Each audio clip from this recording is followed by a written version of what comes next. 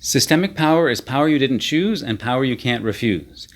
As parents, we have so much systemic power over our kids, right? And this is important for us to acknowledge, because if we're parents who have decided not to use power and control to modify our kids' behavior and to control them, if we've chosen to do that, and like I said in my last video, not everybody has, but if we have, then one thing that's really important for us is to think deeply about what power we do have over our kids so that we can use it with integrity, so that we can relate to it within the principles and the values that we hold dear.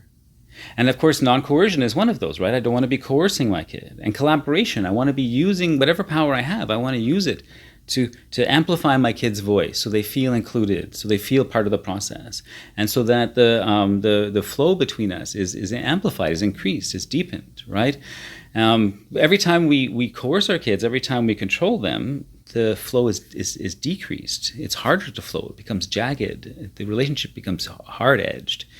But when you experience flow, the flow of non-coercion, it's a whole different thing.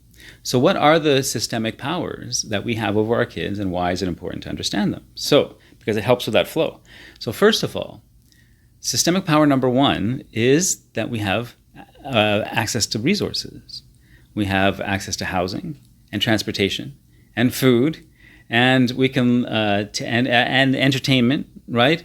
Access to communication to the world. Like, we have all this power, we can take it all. We can lock our kids in their room with no internet and no phone and no food even, and we wouldn't get in trouble for it. We can just say, oh, we decided to send them to bed without dinner, and they'll say, oh, you're good parents, right? No. So we have all this power that we can do, supported by the state. Plus, of course, we have physical power over our kids.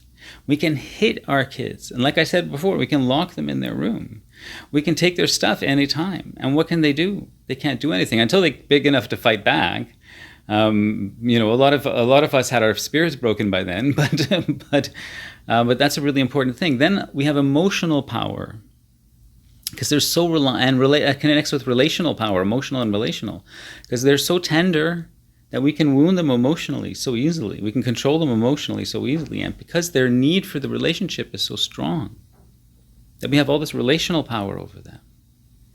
And so we have to use each one of those powers. We have to make sure we relate to them with integrity, so we can never use our access to resources to control our kids. We have to find collaborative ways to work with that.